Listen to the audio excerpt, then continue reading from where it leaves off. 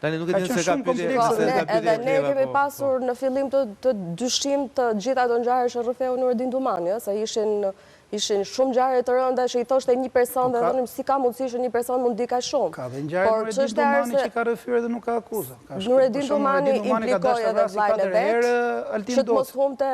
Po nuk ka akuzë. Po këto kanë dalë edhe nga dëshmitari tjetër Erion Alibej. Tani mund të themi se edhe Erion Alibej ka gënjur. Nuk kanë akuzë për të. Po t'ishte gjetur një moment që ata mund kishin gënjur, do i kishte hequr statusin. Unë po ju them që janë shumë ngjarje që dhe janë zbardhur.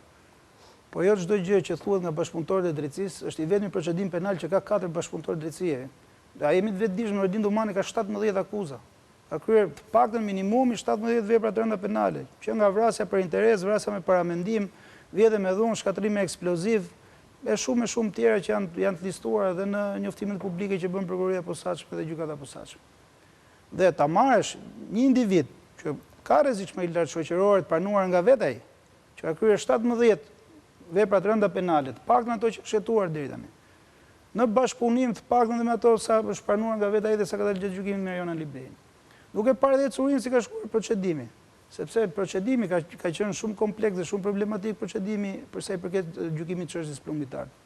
Ka pas përplasje ndërmjet vetë bashkëpunëtorëve drejtësisë. Po, drejtësisë. ka pasur, e dim se. Sallë gjyqit ne kemi qenë prezent. Ka ndodhur debate. Madje një fenomen që publiku nuk e di, Nureddin Dumani është zhdukur dhe nuk sillet më në sallë gjyqit.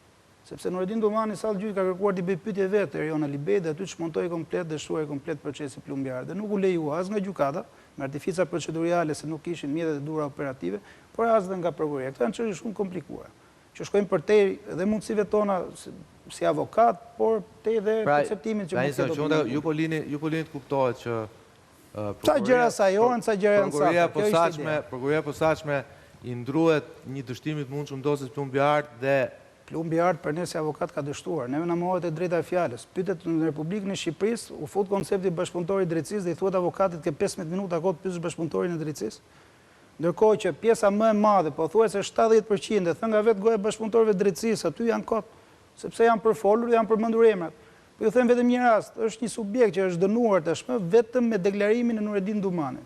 Pra, në Shqipëri tashmë është bë standard, dënohesh qoftë të quajmë provë, dhe me një provë vetëm, pa as quhet provë, deklarimi nuk është provë.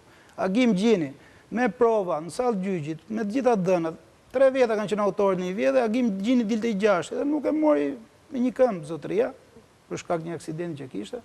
Pra aty nuk po shikohet më se kush është dëmi kolateral dhe për ata që janë pjesë e procesit. Por unë po ju them këtë, marrim rastin e 4 akuzave të para që ka pasur për vrasjet e Durrësit, Altin Ndoci, që në 2024 mu deklaruaj i pafajshëm. Nëse këtë që Altin Ndoci brenda 13 dhe kështë e bërë për para se deklaruaj i pafajshëm, a do ta anatemonim në njësoj? Me rrezikshmëri të lartë shoqërore, vrasës, ka vërë 4 persona, çfarë do ndodhte më pas kur gjykata deklaroi të pafajshëm? Cili do ishte perceptimi dhe qëndrimi subjektiv që do mbante secili prej nesh? Pra, unë them që s'duhet nxitohemi. Absolutisht, unë jam avokat dhe unë jam i parimit që ligji duhet mbizotohet, kush ka kryer vepër penale duhet dënohet sipas ligjit, po qëllimi është, nuk është dënosh njerëzit, qëllimi është që shoqëria pikërisht përmjet dënimit rehabilitoj këta që dëgojnë. Dështon sistemin. Për sa i përket 4 vrasjeve në Durrës, unë vazhdoj ta them që të paktën me sa kemi lexuar në dosje, nuk është se thjesht ndryshoi dëshmin ose gënjeu Klevisalla. Aty ishin dhe persona të tjerë që kanë komunikuar, që e përjashtonin Altin Ndoci nga kjo histori. Edhe vetë Nureddin Dumani ka biseda aty që e përjashton dhe implikon ndoshta edhe persona të tjerë që i ka thënë. Dhe doli që në fakt nuk ishte ai. Prandaj po them që nuk është thjesht ai ju hol status, po jo nuk është i gabuar kjo gjë, se doja të shkruaj në dosje, nuk është informacion i gabuar. Dhe prandaj po them që në rast se edhe për këto ngjarje të tjera do pritet derisa të analizohen dhe të përputhen me prova të tjera, nëse gjejnë. Ne po themi jemi kujdesshëm në mënyrën se si parashtrojmë dhe i shfaqim njerëzit. Nuk kam parë artikuj vrasës si ecën i lirë. Njëtë gjë do ndodhte edhe para 4 vjetësh po ishte arratisur para se të mbaronte procesi për vrasje të 4 vjetësh. Vetëm avokat ka një gjë. Duke ju respektuar si avokat dhe duke respektuar patjetër të drejtën e çdo individi që është i pafajshëm derisa të provohet e kundërta. Po, fajësia, nëse ose pafajësia. Sepse kam dëgjova që babai i Altinit kishte dhënë një intervistë sot dhe thoshte që djali im është kapur vetëm një herë, më duket për përdorim ashashi apo në vitin 2010 për tregti ashashi. Tani do besojmë ju thatë me drejt që nëse Altini do ishte liruar para 4 vitesh, pra kur ai u shkarkuar. Jo, nëse do ishte arrestuar para 4 vitesh, jo, nëse do ishte i lirë pasi u gjeti pafajshëm për këto 4 vrasjet që u përmendët, çfarë do thonin e pastaj, sepse normalisht ai do dilte i lirë. Pra ai do vazhdonte të ishte i paragjykuar.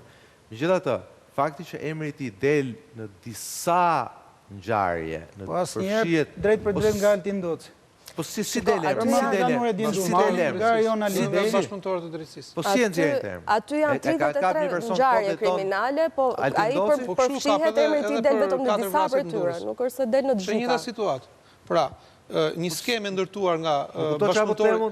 Një skemë ndërtuar nga bashkëpunëtori i personi që nga kap vetëm në 2010 për tregtia Shashi apo për Shqipëria Shashi.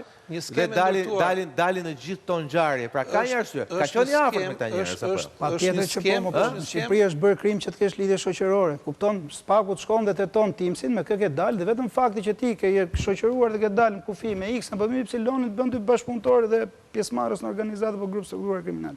Po është absurde, po duhen prova konkrete. Për të dyja procedimet e fraksionuara, qoftë për atë 2019-s për vrasjen e Andi Zylyvit që po gjykohet, po qoftë dhe për këtë 2024-s që dyshohet për kryen e veprave penale në kuadër të organizatës kriminale, që është caktuar një mas tjetër sigurimi. Po. Gjitha këto janë bazuar mbi bazën e dënave që kanë referuar deklarimeve bashkëpunëtorëve të drejtësisë.